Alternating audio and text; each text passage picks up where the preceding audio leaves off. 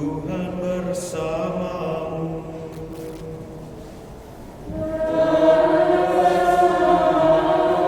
Inilah Injil suci menurut Markus.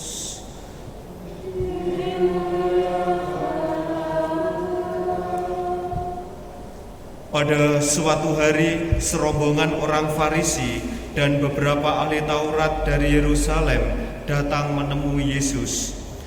Mereka melihat bahwa beberapa murid Yesus makan dengan tangan najis, yaitu dengan tangan yang tidak dibasuh. Sebab orang-orang Farisi, seperti orang-orang Yahudi lainnya, tidak makan tanpa membasuh tangan lebih dahulu, karena mereka berpegang pada adat istiadat nenek moyang mereka. Dan kalau pulang dari pasar, mereka juga tidak makan kalau tidak lebih dahulu membersihkan dirinya. Banyak warisan lain lagi yang mereka pegang, umpamanya hal mencuci cawan, kendi, dan perkakas tembaga. Karena itu, orang-orang Farisi dan ahli-ahli Taurat itu bertanya kepada Yesus, "Mengapa murid-muridmu tidak mematuhi adat istiadat nenek moyang kita? Mengapa mereka makan dengan tangan najis?" Jawab Yesus kepada mereka, "Tepatlah nubuat Yesaya tentang kamu, hai orang-orang munafik, seperti ada tertulis, bangsa ini memuliakan aku dengan bibirnya, padahal hatinya tetap jauh dari aku. Percuma mereka beribadah kepadaku, sebab ajaran yang mereka ajarkan ialah perintah manusia. Perintah Allah kamu abaikan untuk berpegang pada adat istiadat manusia." Lalu Yesus memanggil lagi orang banyak dan berkata kepada mereka, "Hai kamu semua, dengarkanlah aku dan perhatikanlah ini. Apapun dari luar yang masuk ke dalam seseorang tidak dapat menajiskan dia, tetapi apa yang keluar dari seseorang itulah yang menajiskan dia. Sebab dari dalam hati orang timbul segala pikiran jahat, percabulan, pencurian, pembunuhan, persinahan, keserakahan, kejahatan, kelicikan, perbuatan tidak senonoh, iri hati, hujat, kesombongan, kebebalan. Semua hal jahat ini timbul dari dalam dan menajiskan orang." Demikianlah sabda Tuhan.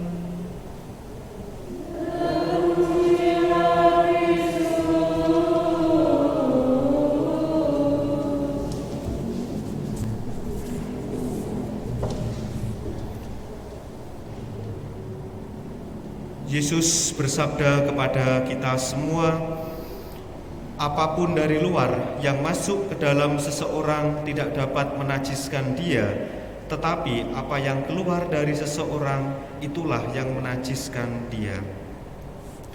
Saudara-saudari yang terkasih, ada ungkapan yang mengatakan, dalamnya laut dapat diduga, tingginya gunung dapat diukur, tetapi dalamnya hati manusia siapa yang tahu? Ungkapan ini mau mengatakan kepada kita semua bahwa tidak ada seorang pun yang tahu apa isi hati dari setiap orang, tetapi isi hati itu akan nampak melalui perbuatan nyata. Bacaan kitab suci yang kita dengarkan pada hari Minggu biasa pekan ke-12 ini mengisahkan bagaimana mengenai adanya peraturan, adanya hukum-hukum, yang kemudian mengisahkan bagaimana menghayatinya di dalam kehidupan sehari-hari. Sangat jelas sekali ketika ahli Taurat dan orang-orang Farisi, mereka bertanya kepada Yesus, "Mengapa murid-muridmu tidak mematuhi adat istiadat nenek moyang kita? Mengapa mereka makan dengan tangan najis?"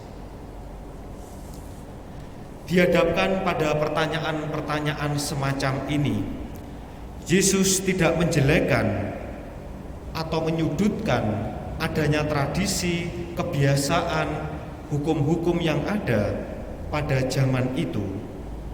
Tetapi Yesus mengingatkan kepada mereka semua bahwa yang pertama dan yang terpenting adalah mencuci bersih hati mereka dari pikiran yang jahat, sehingga sangat jelas sekali Yesus mengatakan, yang menentukan bukanlah apa yang masuk, tetapi apa yang keluar. Di sini Yesus mengajak kita semua untuk melampaui, memperbarui, dan merombak tentang konsep kesucian, konsep hidup beragama, dan konsep keimanan. Sebagaimana bangsa Yahudi, bangsa Israel saat itu, mereka hidup bahwa segala sesuatunya diukur dari aturan-aturan. Memang benar, adanya aturan itu akan membantu tatanan hidup menjadi lebih baik. Seperti sebelum makan harus mencuci tangan. Seperti sekarang ini, adanya pandemi mengakibatkan hidup kita menjadi lebih sadar tentang adanya kesehatan. Mencuci peralatan-peralatan makan. Ketika hari Sabat tidak boleh bekerja, hanya untuk berdoa, tidak boleh menyembuhkan orang sakit, dan lain sebagainya.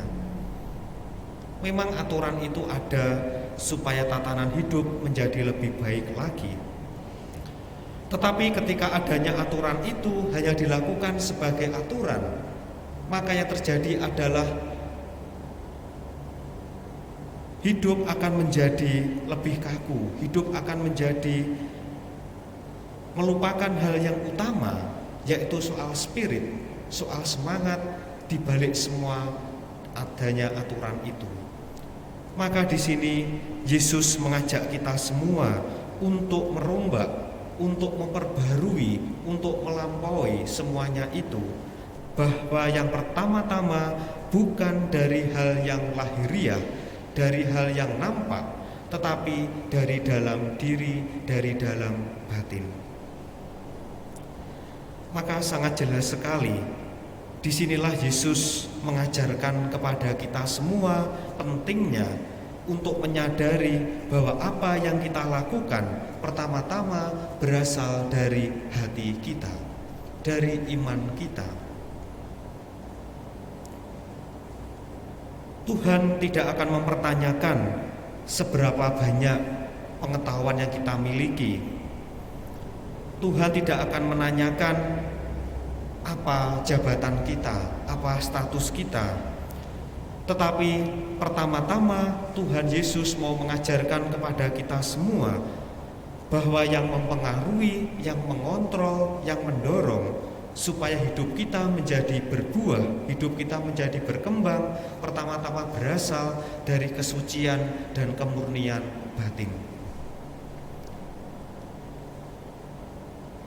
Dan itu adalah hidup berdasarkan Roh Kudus sendiri. Seperti Paulus sangat jelas sekali mengatakan bahwa di dalam diri kita ada dua yang menggerakkan, yaitu kedagingan dan roh itu sendiri. Kalau hidup kita didasarkan pada kedagingan, maka segala sesuatu yang nampak adalah perbuatan yang buruk.